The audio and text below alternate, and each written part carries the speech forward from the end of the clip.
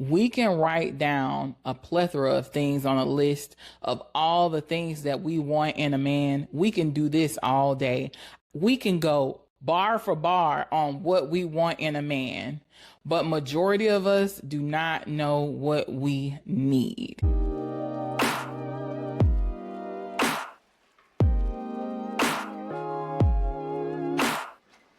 What's up, ladies? Welcome back to another episode of I'm Just Saying. You already know the vibes. I am here to give you your weekly dose of real talk about self-awareness, accountability, and leveling up those relationships. So today we're diving into a topic that may seem obvious to some of you guys, but trust me, it's definitely overlooked quite a bit. So today we're talking about making sure you actually like a person before committing yourself to them. Now, I know to a lot of y'all healthy daters, you know, some of y'all, I've never been in a bad relationship. All my relationships go well. Some of y'all may be like, now this is real basic, but trust me, it's deeper. It's way deeper than that. So go ahead and grab your water, your coffee, your wine, your journal, whatever it is that you need to get comfortable so we can go ahead and vibe out and have some real conversations. All right, so let's go ahead and jump into it and get real straight out the gate. How many of us have been in relationships? We're being honest now. How many of us have been in relationships where we like the idea of the person more than we like the actual person? I know you're nodding your head right now, sis. I know, I get it. Trust me, I've been there, done it. Or maybe you were just so caught up in what you felt like that person could offer you that you overlooked a lot of things. And I'm not even just talking about financially. It could have been security, just the companionship. Sometimes just having that person in your space, that could cause you to ignore some things. And you may have a hard time figuring out if you genuinely enjoy that person's company or if you genuinely like the person for who they are. And trust me, I get it. It is very easy, especially as women. I know we like to put on this hardcore front, but who doesn't want to be loved? I know I do. So I know that it's sometimes easy to get caught up in potential and the convenience of just having someone with you. But the catch is, commitment is not about potential. It is about reality. Because if you're already finding yourself not liking certain things about them, you don't like how they think, you don't like how they eat, you don't like how they drink, you don't like how they talk, you don't like how they treat people, then girl, you are definitely setting yourself up for a real struggle and possibly failure. So I want to share a quick story with you guys about one of my clients. We're just going to call her Monica. Monica was in a relationship. Monica seemed to be happy in this relationship. Monica said that everything that she wanted in a relationship was being fulfilled, right? However, she always found herself being frustrated over the smallest things constantly, and she could not figure out why. She couldn't figure out why. She could not figure out why, like, you know, he does everything that I have checked off on my list, but it's just not giving what it's supposed to give. Like, and after digging, we ended up coming to the conclusion that she was just more in love with the idea of having this man in a relationship than she was with the actual man. Sometimes we get so caught up in wanting to have the vacations, wanted to be able to post on Instagram, wanted to be able to update your relationship status. Being able to say, oh my God, I've been proposed to, having that dream wedding you've always wanted, feeling like your clock is ticking. Maybe you don't have too much more time to have kids. Sometimes we get caught up in all these things that we want, and you just want to find someone to check off all the boxes on your list, and you just want to be able to plug them in there and be like, he should do. Because it's so crazy that when I asked her, girl, what is it that you actually like about him? The list was hella short. It was way too short for her to be having all these feelings that she was having, saying that she's so in love and she could see a future and she could see all these things. But you can barely name a handful of things that you even like about the man. Now, that does not make sense at all. Because listen, liking someone is not just about enjoying their presence when things are going good. It's also about appreciating them when shit starts to get messy, because I'm going to tell you, it's going to get messy.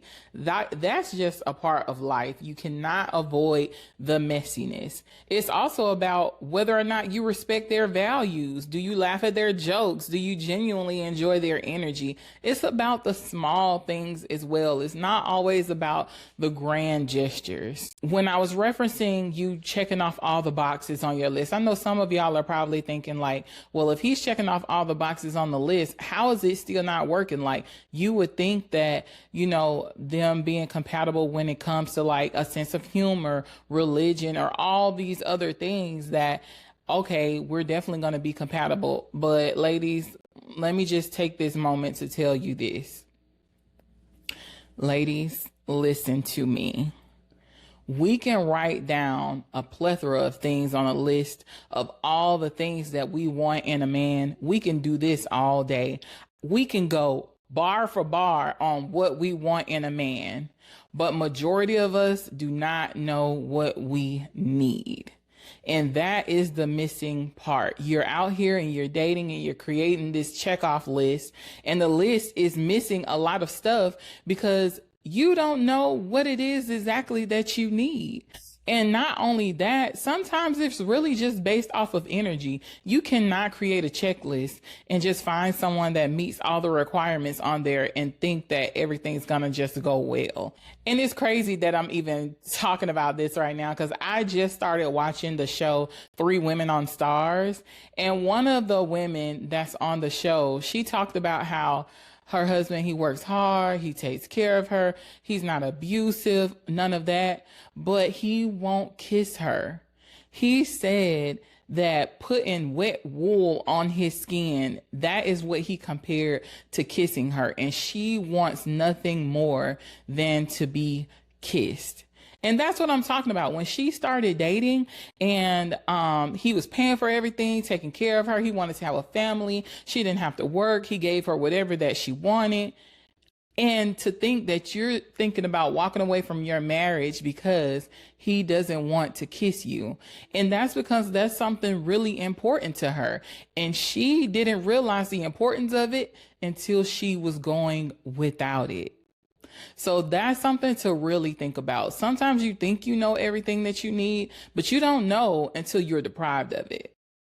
So definitely spend time with people and make sure that you actually do like the person. Make sure you guys actually do have a vibe together, a genuine vibe. And also, yes, make sure they do check off the most important things that are on your list. All right, so let's shift gears a little bit. Here's a quick exercise that I want all of you guys to take into your next week, okay?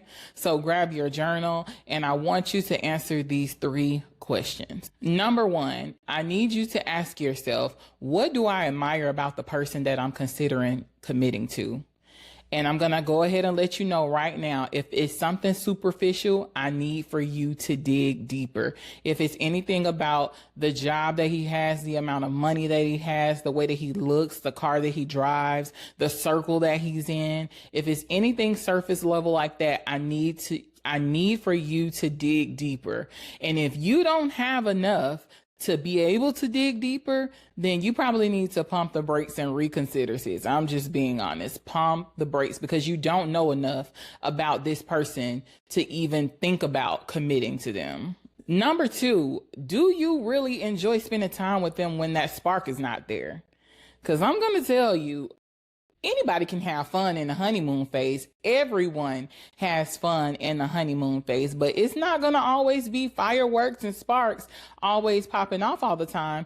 And you need to know if the both of you guys are just sitting in the room, no plans, nothing to do, are you still going to enjoy each other's time? Are you able to just do things in the house with each other, laugh about things, read books together, listen to music together, just have really good, deep conversations? Are you able to still enjoy each other's time even when the spark is gone? And even putting all of that to the side, are you able to just sit in the room quiet and just be happy that that person is there? Just breathing the same air. Do you have that kind of substance in your relationship? Number 3, I need you to ask yourself, can I imagine liking them 10 years from now?